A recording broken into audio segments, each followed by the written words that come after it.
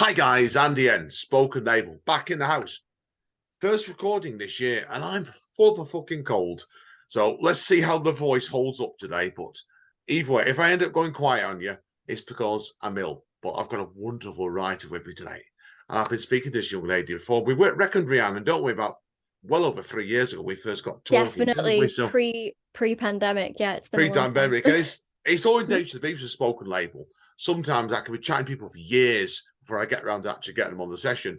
And we've had I'm going to let Rhiannon introduce herself properly in a minute, but I reckon we've had 2 or 3 attempts now to try and get this record session booked in, and it's not happened for whatever reason, right? So shit happens. So listen, anyway, as I thought, I've got the wonderful Rhiannon with us now. Rhiannon, tell us first of all a little bit about yourself.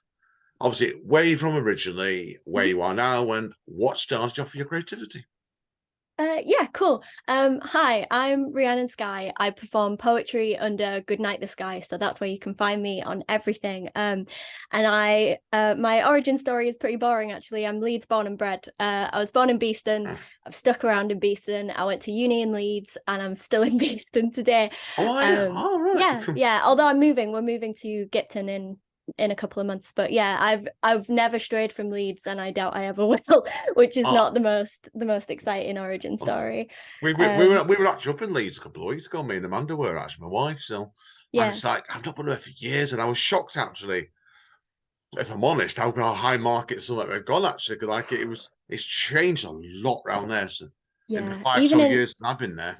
Even in the past year, it's changed enormously. Like there seems to be a whole overhaul happening, but as far as I'm concerned, it's the best place to be for poetry. There's so much going on, and it seems like new events pop up every other week. Like I've performed in other cities, and they're all fabulous, but like the Leeds scene is something else. I adore it, and I can't imagine straying. Yeah. I've got Yeah. a kind of cousin who we met up with for the first time actually in Leeds a few weeks ago. I was last the other Saturday it was, and when we were up there seeing Amanda's family in Bradford, and he Mhm. was great. I hadn't met the lad before actually, and he was telling me about how it had changed all around then. I think Leeds has always been a very vibrant city anyway, and it's Yeah. like I noticed it around there. I noticed it changed a lot, but it was like yeah, definitely that. So but anyway, listen, we're here to talk about you, not that how wonderful Leeds is as a city, which it is anyway. So almost as good as Manchester. So, but obviously, Almost. where did your creativity originally come from then? Start up with it. Um, yeah, so it's the typical story, isn't it? Like I've always grown up writing. I knew I loved writing from the like being a really, really little kid. I was a ferocious reader. I never put a book down, but like it wasn't until I got to uni that I figured out what I wanted to do with writing and what I loved, because growing up in high school, like if you like writing and you like reading, basically the two things they tell you are to become an English teacher or to go into publishing. So I just assumed I was going to do one of those two things because that seemed like the only options out there for someone with my kind of skills. And then I got to uni, and the Spoken Word Society were putting on a pre-slam for this slam they were doing called Slam of the North. And I remembered thinking like, because I'd grown up watching these button poetry videos on YouTube, like a lot of poets my age, I just couldn't get enough of that American slam. And I remember thinking like, there's no reason I shouldn't be able to do this. I can bang out an essay, I can bang out a book review. It can't be that different. So I went home and I hammered something out in one night, and then I took it to the pre-slam just to see what would happen. Mm. And it was it was a disaster. I was so nervous that I forgot the poem one line in, because I was like, I'm not going to read it, I'm just going to memorize it and get up on stage and do it. I forgot the poem one line in, totally froze, big dramatic moment. It was Oh no. awful, and had to start over again. And then I made it through the poem the second time, but luckily the poem was about having a social anxiety disorder, and so people thought it was just a really clever bit of acting that I was doing. They assumed it was, me being very on Oh, theme and in character, oh, and brilliant. didn't clock that it was a mistake. And I was lucky enough that after that slam, a couple of like older students in like their third year came up and told me they really liked my piece. And that was it then. I was like, oh, this is the thing that I want to be doing. Like, this poetry world is mad and I'm obsessed with it. So that kind of lit the fire. And then I got involved with the uni paper and I became a music journalist, and I did arts journalism as well. Mostly as a way to like, I was writing about all these shows and I was writing about all these gigs, and that meant I was taking in a lot more. So I was learning a lot faster about like what I liked and trying to develop my taste that way, I think. So yeah, that's the story. That's brilliant. Now, if people look at your bio, obviously, now I'm going to have to ask you first of all, obviously, I'm going to call you Rhiannon today, obviously, but you have to say, you said already, your performance name is Goodnighttheskye. Yeah. We need to know then, where did that alias come from, first of all, then? It's Um, brilliant. It's brilliant. That's why. I know you Thank confused. you. I know Thank you like. you. I know you've been both sides of it, really, and Mhm. it's a case of it does confuse me a little bit, but I like being confused. Well, my name is Rhiannon Skye, because I'm a quarter Welsh, and so my dad wanted to give me a Welsh name. So that was where Rhiannon came from, but he decided that just wasn't pretentious and unique enough, so he threw Skye on the end, after the Isle of Skye, which is where my dad has gone a lot in his life and has a lot of memories there. And when I was getting into journalism and getting into performing, I had to shed my atrociously embarrassing original online username that was just so terrible that I knew I had to pick something else because I couldn't imagine being connected to it for the rest of my life. And I remembered thinking about like what inspired my work the most and what I was aesthetically drawn to, and like you can probably tell I'm pretty goth. I'm a little bit goth. The And saying, the so saying I use in Stratford is, or where I'm Richard from Manchester, is Rava. Right. yeah, so I went with Goodnighttheskye because it linked me to like being a little bit underground, being a little bit subversive, being a little bit more attracted to writing about darker subjects than being like a really upbeat, sunshiny poet. Plus I couldn't go by my original handle anymore because it was so embarrassing. So I had to pick a new one. Oh yeah, I can't blame you with that. So you always like people are wondering. Obviously, Andy N is not my real name, and like, I stumbled onto this a long time ago, and it Yeah. kind of stuck. No matter what you do, sometimes you do like it's you stumble onto things like that. And it does suit you really well. So Yeah. now, obviously, in your case, I know obviously you're a multiple times slam champion, aren't you? So I want to ask you about the one you've just won actually last year actually in Huddersfield. But tell us about then. First of all, then your first one at Leeds, was it the winning? I can't pronounce it. Congregate Slam on the North team, and then you won the Yeah. annual Beeston Slam, didn't you, in 18 and 19? So Yeah. tell us about those two then, and then how the journey led to you winning the Huddersfield Slam. Okay, so the Slam of the North thing was put together by the Leeds Spoken Word Society in 2019, or maybe earlier than that, actually, maybe 2018. It was put together by Talia, who is still an active spoken word artist. They're in Sheffield now, and they're absolutely amazing. And they were kind of one of the first poetry mentors I had, because they encouraged me to do the slam to get into Slam of the North, and they gladly let me onto the team. And that was my first experience with like actual collegiate poetry. We met up like every week, we went over poems, we collaborated and wrote poems together, and that was obviously a brand new experience because I think for a lot of poets poetry is a very solitary exercise, and suddenly we were having to write poems in pairs and as a group, and the whole thing was that we were going to show up as the Leeds uni team, as the Uni of Leeds team, and then I think Beckett showed up, and I think Manchester, and either Sheffield or Huddersfield brought their university teams as well, and we all got together in the theatre at Uni of Leeds, and we did a friendly collegiate slam ahead of Uni Slam, which is the big one. It was kind of a preamble for that. And we were lucky enough that our team won. The Uni Leeds team won, maybe because we had home court advantage because we were performing on our own campus and there were a lot of our like friends there. But it was absolutely amazing. It was amazing to get to collaborate with on poetry with like-minded people, but also poets who've been at it a lot longer than I had. There were a lot of people on that team who'd been doing poetry longer than I had, and like had a much more in-depth knowledge of it. And I remember just being in awe of them and being really grateful that I was along for the ride. And I got to help conceptualize the group poem we did, which was a protest poem. It was It was kind of like an intersectional protest poem where each of us were talking about how the Tory government had affected us in personal and differing ways. And so the power of us all standing on that stage and doing that group poem was just unmatched. It was absolutely great. And it was nice to win because it was on our turf. So it was nice that we got to put a good show on for everybody, I think. Brilliant. Now, obviously, like Thor said, we've talked about, there is two others as well. So, but obviously, like I said, just tell us about then, obviously, the one in Huddersfield, then, which you won last year. Yeah. So I took a not willing hiatus from poetry during the pandemic, which I think everyone's familiar with. Everybody kind of had to do that. Like I remember late 2019, I was gigging all over the place. I was really excited. I was like, I'm going to graduate uni and I'm going to hit the ground running. I'm going to gig everywhere.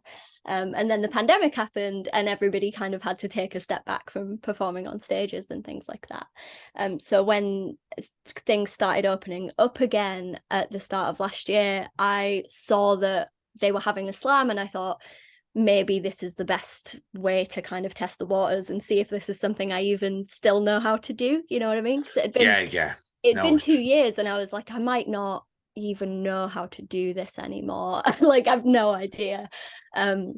But I was getting geared up to do it, and then my friend Lil, who is also a poet who went to Uni of Leeds, they're also in Sheffield now, they messaged me and said they were slamming in it as well, and so we invited our whole little crew of Sheffield and Sheffield adjacent creatives, and we all rocked up there together. It was in this beautiful venue with a tree going straight up the middle of the room. It was gorgeous.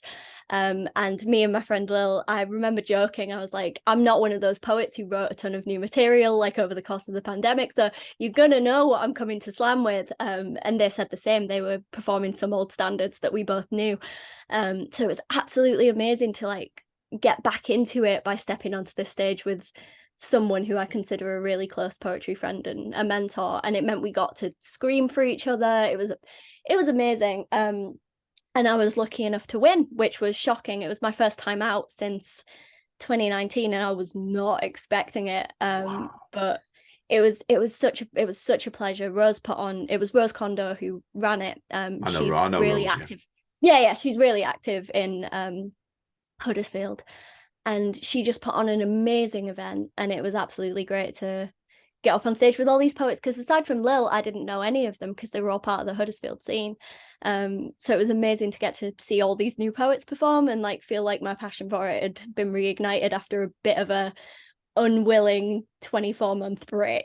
You know what I mean? Yeah, no, it's everybody that really, don't you? Because certainly, like, I sort of digress very slightly, but you're right. When it happened, like I said, I was pretty much locked in for a year because I'm diabetic. And Yeah. at that time, like the day job sent me home, and Amanda's white work dried up. So the pair of us are sat here, somehow not killing each other. And you do, it's like it's a real pressure cooker. And when you get back to wanting to perform again, you don't know whether as a person you're going to have changed, Yeah. it's what you want. So yeah, no, respect you and well done for winning that, definitely. So Thank you. It was weird, like looking at the material and like feeling like I still connected to the material, which at this point was years old. You know what I mean? That was a bizarre experience. Yeah. Yeah, cause we were on some of the Zoom groups at the time when over lockdown, and it was ironic. As soon as lockdown finished, we both said to each other, "We're not writing anymore of that stuff. We're moving onwards." When everybody else was just coming out with all these lockdown poems, I thought to myself, "Well, you've got to find a way of moving on with your work. It's always you crack up." So, but anyway, that's a story of another day. That so now I want to talk to you today as well about your free chat books you sent over to me as well. Yeah. Which I'm just going to call them A Posy For trilogy, because they were really. Yeah. So now, obviously, I want to learn first of all then, was this originally set up as a trilogy, or did it all things develop as you went along, shall we say? Yeah, I think so these poems were written over quite a long span of time. A lot of them were written pre-pandemic, and they were just kind of floating pieces of page poetry that I'd come up with over like a long period of time. And then I was collating them because I wanted to put out like a digital thing during the pandemic, because I wanted to connect with other poets the only way that we really could at that time, which was like through Instagram and through social media and things. So I was going to put this together just to send out to some friends. And as I was looking at it, I realized that even though all of these poems were united in that they were trying to bring about some kind of emotion that I felt we were lacking at that time, they weren't all in exactly the same category. And so I was trying to figure out, because I'd never put a collection together before, so I was a little bit unmoored and lost. So I was trying to figure out how to streamline it and make it feel like a cohesive thing. So I put out a call on Twitter and I was like, friends who enjoy poetry, what do you go to poetry for? And a lot of people said like inspiration, they come to it for ideas and excitement. A lot of people said like energy, like reading poetry made them energized and motivated to work on their own stuff. And some people said like, I go to poetry for solace, for comfort, for to feel less alone. And I looked at the poems that I decided to put in this collection and realized that they were split into those three camps. There were poems I'd written to give myself energy, there were poems that I'd written to comfort myself, and there were poems that I'd written to tap into a sense of like wonder and magic and things like that. Because during that time I was going through a bit of a protracted health scare, and I was lacking in all of those things. And so even though I wasn't in a position to write because I was so poorly, I was in a position to edit and collate and put together. So it was kind of an act of self-care to put these three mini collections together to give myself what I was needing at that time, and hopefully give, like, I was only thinking about giving it to my friends. I was like, these might make them smile during this week of unending time that we're in. So I split them up based on those three things that I wanted my friends to get out of it. And then I started adding other things like recipes and meditations and things like that to help make it a more fully rounded experience. Brilliant. Yeah, because it's a fantastic little book. So, you sent them all through in one big PDF to me. Yeah. I really enjoyed it, because I felt sometimes when you read debut collections by writers, and as yourself, because you read them a lot like I do, sometimes you can actually read them and you think they've only got one voice. But what I loved about the voice was I got several different voices coming through in this collection. All I could feel was you, but the styles are really different in places.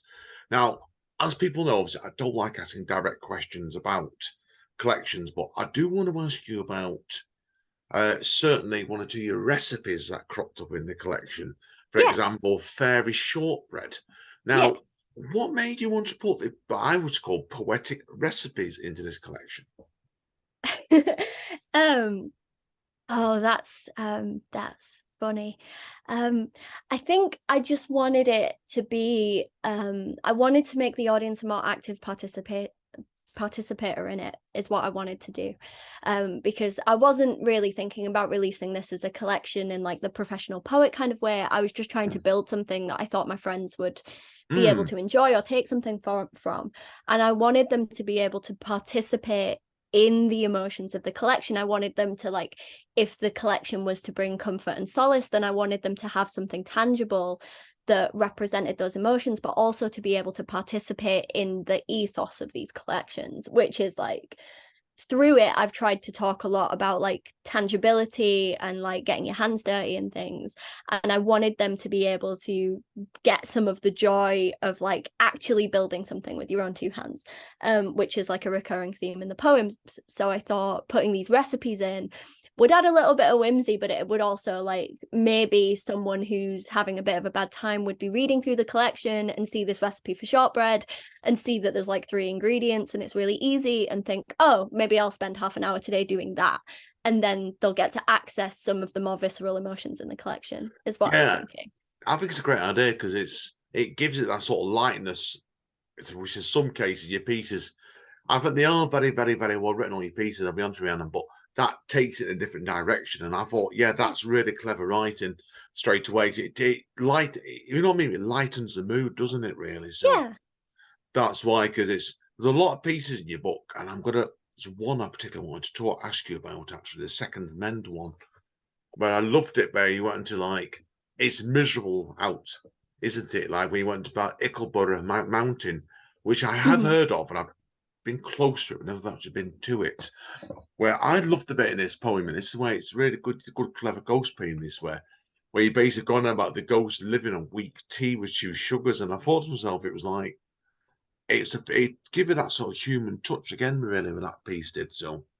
So tell us about then, obviously, your love of Ickleborough Mountain, and then obviously to do that, there's got to be some kind of relationship you got with that mountain. I would have thought.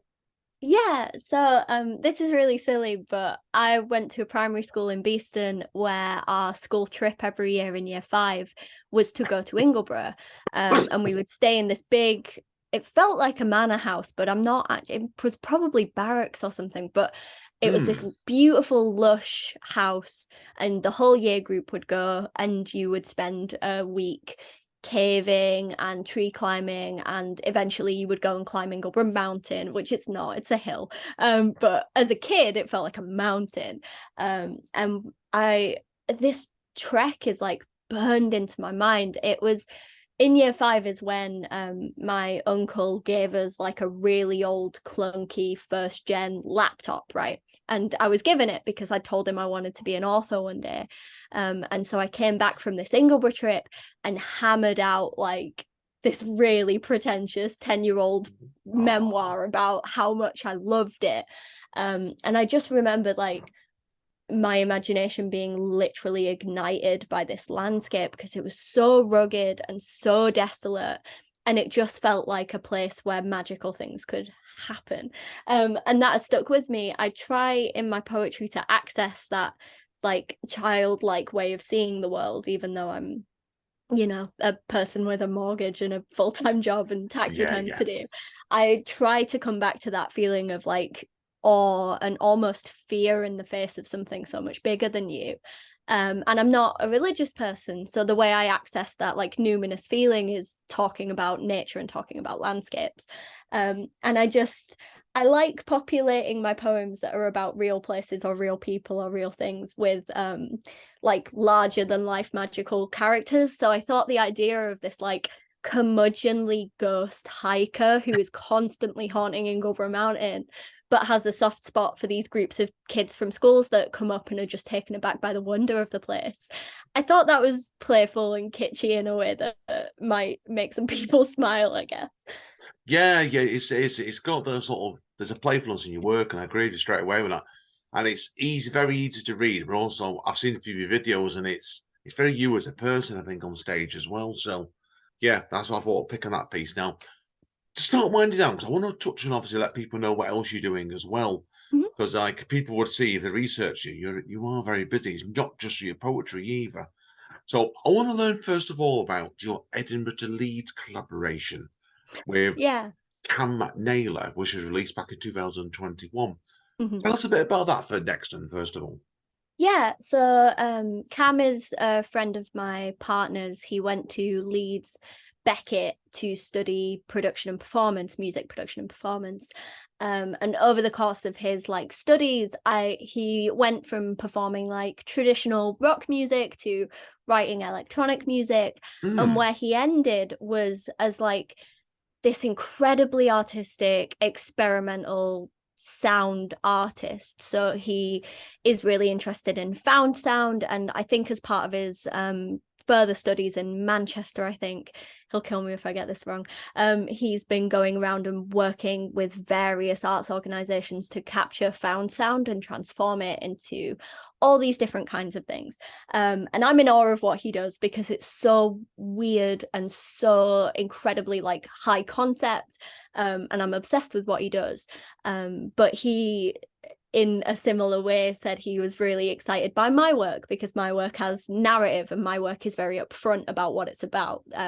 There's no questions in the way there is with that more abstract kind of art, like you know what you're getting with a spoken word piece, and so we thought it'd be really cool to collaborate on something, and he asked me if I had any travel poems or poems with a strong sense of place, and I'd had this Edinburgh to Leeds poem for a long time, which is about it's not really about Edinburgh, it's about Leeds's history with alternative music and how throughout the decades Leeds's connection to alternative music has shifted and changed.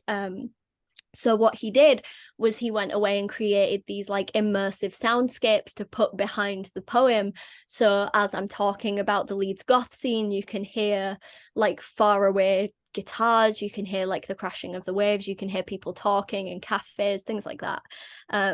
And it was just absolutely amazing. I love collaborating with other artists, and I especially love collaborating with musicians, because I was a music critic for so long. I was in a band in high school. Like, I consider my work music adjacent. I make a lot of jokes about a lot of spoken word artists just wishing they were rock stars, but we're not, so we do this instead.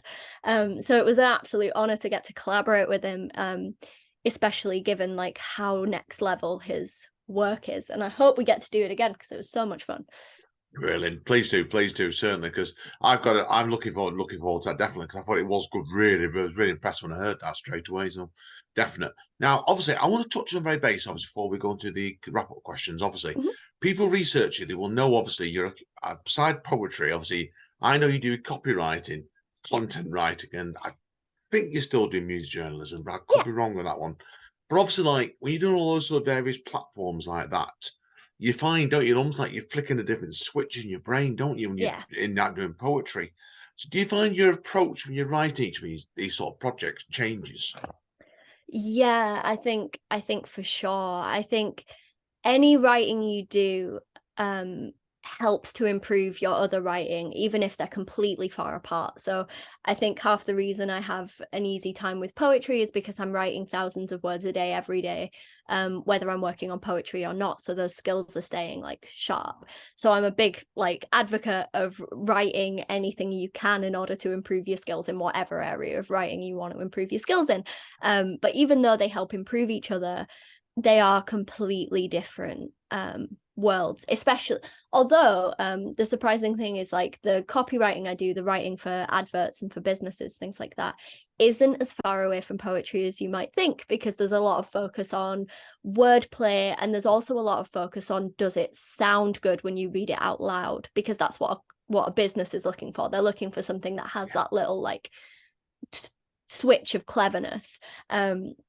So ironically, like the work I do for writing adverts for businesses, that's pretty close to poetry, because you're talking about simile, you're talking about metaphor, you're talking about like being a bit clever and a bit like cool. But the majority of the work I do is arts journalism for a website called 80s Kids. And that's pretty far away from poetry, because it's not about you. We don't write in the first person, so you're not in the piece, then you shouldn't be in the piece. Whereas at least my spoken word is pretty self-centered. I'm the I in most of my poems. But I think that's good. I think it would be incredibly bad for my self-obsession if I was writing about myself all day, every day, or putting myself in all that work. So yeah, it's very different, but I think being good at one has helped me to get better at the others. Yeah, I believe so in that myself, because like it's beside poetry, people know I'm a podcaster. I'm a musician myself, and other bits and pieces myself. And it's like I think it's when you learn to train your brain in one creative medium, it comes easier to do the rest. And so I know, good luck with definitely. So right, well, we better start wrapping up this point next. I want to give you a chance to read out a few poems for us. So, but a couple of questions to wrap up with. So I always like to ask, what do you have planned next? Anything you can reveal you got in the pipeline? So I can't do specifics yet, but I do have a couple of out of Leeds appearances coming up. I'm going to some places that aren't Leeds to perform, which will be delightful. So if people want to know about that, come find me on Instagram, because it will get announced there when it's announced to get there. I've been working on a collection that is pretty fantastical. It's got a pretty fantastical theme. So we'll see what happens with that. And I'm developing a pair of events to put on in Leeds in summer and October of this year. Can't say much more about it yet, but again, come find me on Instagram, because it's going to be really, really, really cool. It's going to be great. Cool. Obviously, where can people find you on Instagram then to wrap up with? Cool. Yes. So I'm Goodnighttheskye on Instagram, Sky with an E, all one word, all lowercase. And I post about upcoming gigs and appearances on there. I post poetry on there. And every October I run a daily poetry challenge called Blood and Ink, where we do spooky poetry prompts every day in the month of October. And we've had dancers contribute dance pieces based on these prompts. We've had songwriters get involved. We've had graphic designers do illustrations every day for the month, which has been great. And we have like a lot of poets who get together and share our spooky poems every day in October. So if nothing else, come find me, because in autumn we'll be getting creepy again and doing Blood and Ink issue 4, I believe. 4th year. Great. Of Blood and Ink. Need to mention as well, voice, I think this is still updated, your Linktree page as well. Then tree, obviously, linktr.ee, Goodnighttheskye as well, because that's got a lot of your links on there as well. So brilliant. Now, obviously, very, very quickly to wrap up, things, I know you do custom poetry commissions as well. So tell us very, very quickly about that as well before we to wrap up with. Oh, okay. So this is just one of a few weird side hustles I have. But I have a lot of friends who play Dungeons and Dragons, and I have a lot of friends who have big milestones in their life, like weddings and christenings and occasionally funerals. And I like getting to step into somebody else's world and somebody else's life and bring something that they need, some truth that they need bringing into poetry. I like collaborating with them to create these custom poems. Sometimes it's really silly. Sometimes somebody needs a poetic riddle for their Dungeons and Dragons campaign, and I provide that.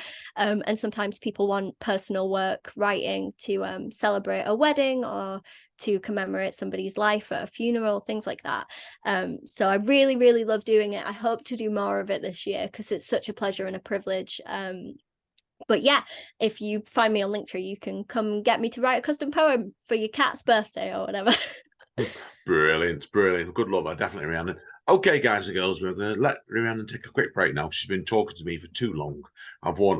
Where the pair of us are not careful. So she's going to do a few pieces in the second half. So hang around because I love Rhiannon's work. So see you on 2 months.